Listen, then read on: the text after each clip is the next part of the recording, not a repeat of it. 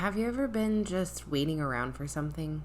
Not just like waiting for something to happen out of nowhere, but something that's going to significantly change your life is waiting on an external factor to be decided, or you're waiting for the go-ahead.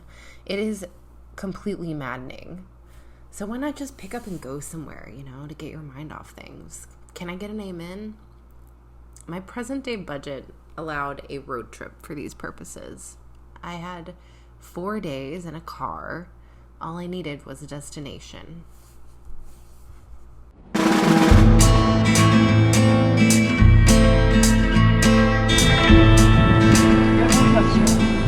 Hi, I'm Tiffany. I have been living in the Yucatán Peninsula for like 3 years now. 3 years.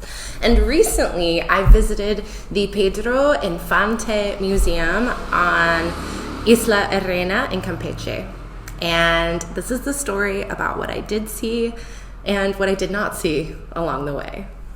When I first heard about the Pedro Infante Museum on Isla Arena, I wasn't exactly sure who Pedro Infante was. Definitely had seen in passing some of his films where he's just like in a cantina walking around and singing to the people gambling there. And I did also 100% make his old-timey songs like the soundtrack of the road trip. There was a small museum in the Isla Arena fishing village in the state of Campeche to Pedro Infante.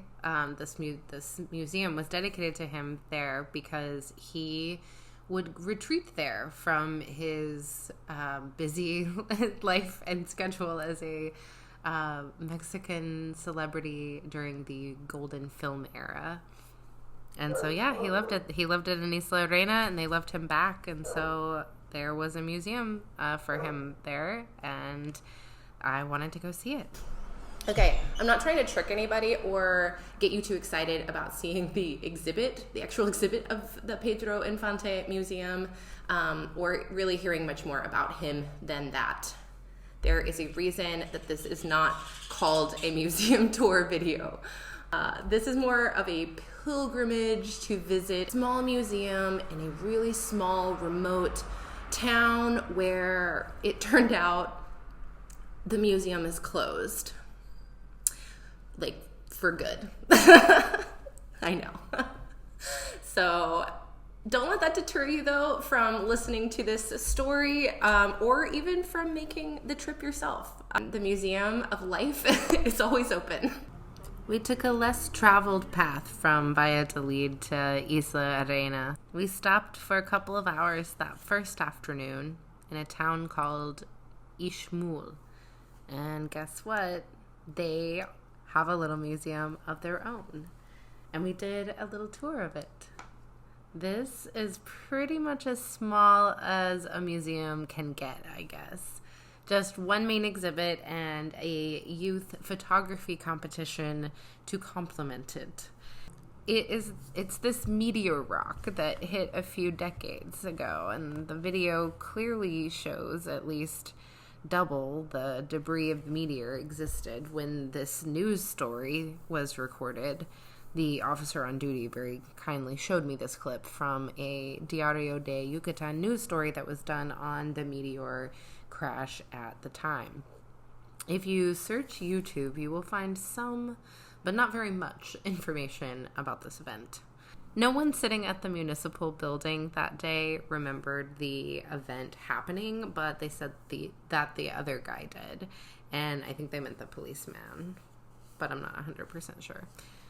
Anyway, another feature of the town that we learned about from the guys that were sitting on the municipal building was that they also have a Santo Negro, which is exactly what it sounds like. It's a black saint. But we also learned that it's not the original one. They have a copy in their church because the original one was taken and put in a church in Mérida. I wanted so much more of the gossip on that, but that was all the guy sitting there knew about it. Anyway, it sounds like there is much more to the story in this town. We will definitely be back to gossip in this town some more. I am sure of it.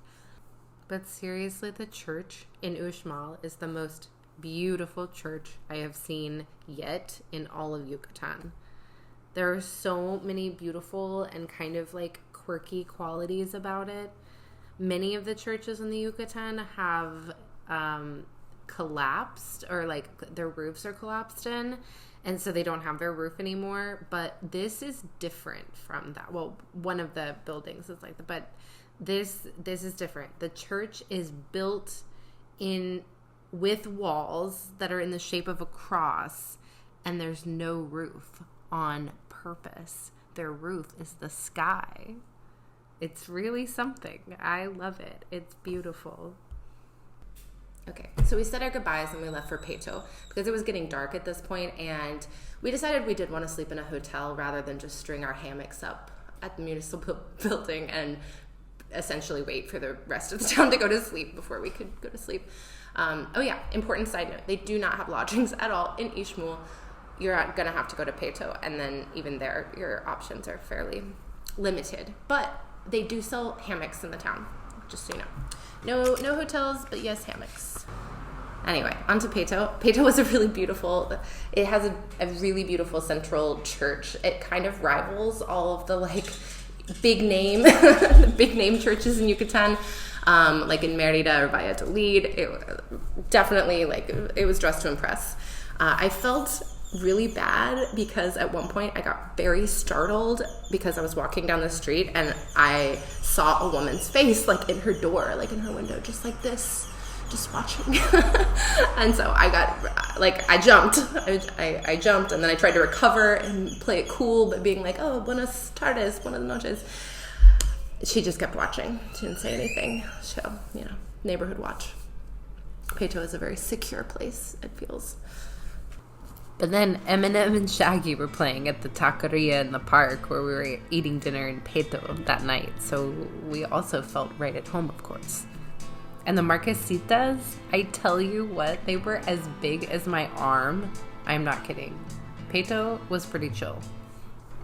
And what's more fun than getting up and getting out when your whole plan is to just drive down roads that you've never driven down before until you get to the beach. So we got up early in Peto and just kind of hit the road. And the first thing we encountered, okay, in the Yucatan, I often have heard it said that there are no hills. So if you do see what appears to be a hill, think again. It's usually probably an uncovered old Mayan structure, like an archaeological wonder just napping away under lots of jungle overgrowth. But we did it. We actually found some hills in the Yucatan. I mean, we called them mountains the whole time we were actually looking at them. You know how road trips are. Everything is kind of open to exaggeration. Anyway, the mountains of Yucatan are beautiful. Remember how I said there are collapsed churches just all over the place? Well, yeah, here is one of them. They're actually very pretty. And this one was a really, really pretty one. And one highlight from, this whole trip was that the entire time we were visiting the church ruin, we could hear the school across the street getting ready to, do something big. There was a lot of announcing, a lot of getting school children organized for something. So then as we left, our car gets caught behind the big activity. It's a parade that they are putting on for International Women's Day. And it was so cute. I did not record it because they are children, so just obviously.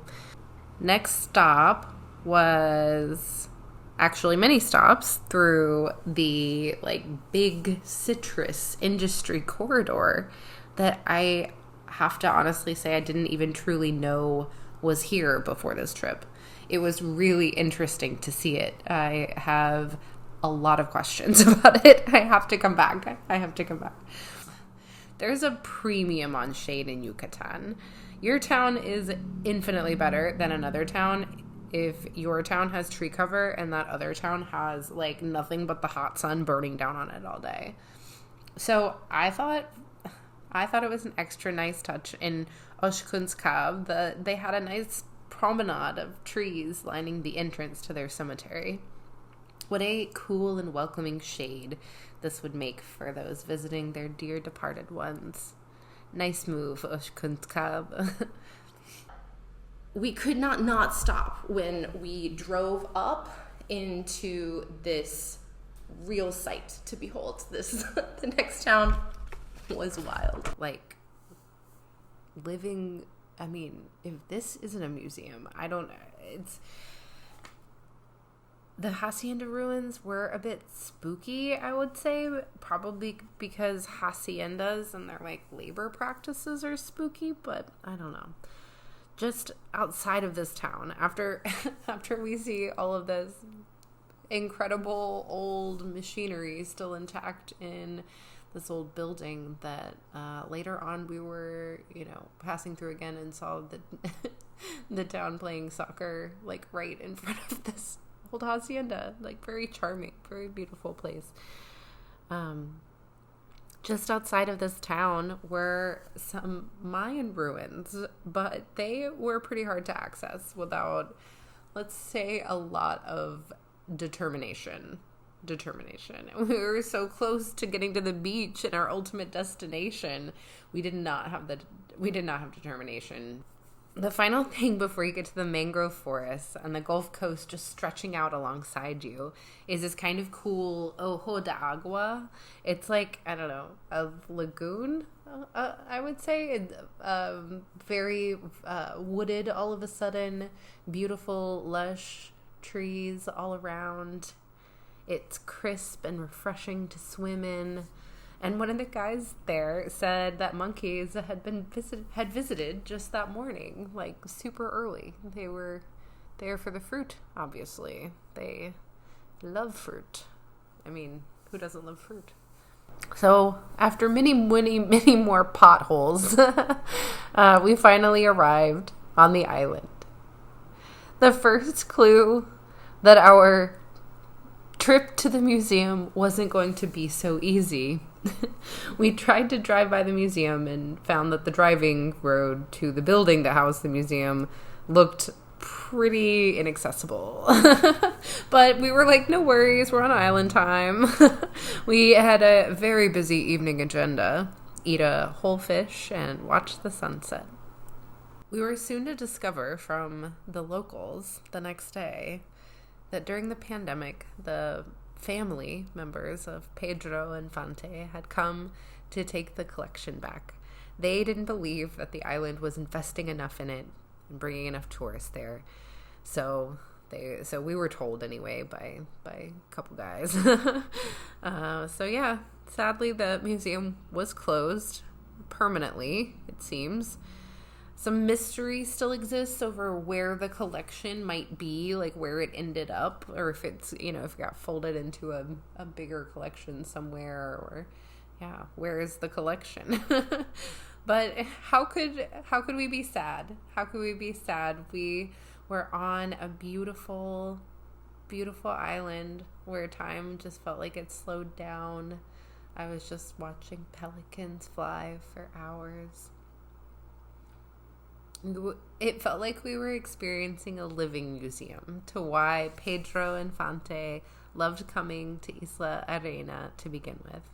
It's easygoing and connected with like subsistence fishing in the way that us city people love to romanticize so much without having to, face the other side of it, the harsher realities that come along with that. The perfect place, it seemed, for a big cinema star to run off to when he just wanted to be the rich guy with the plane, not Pedro Infante and everything that came with that. Maybe. I don't know. Or maybe I'm still just romanticizing.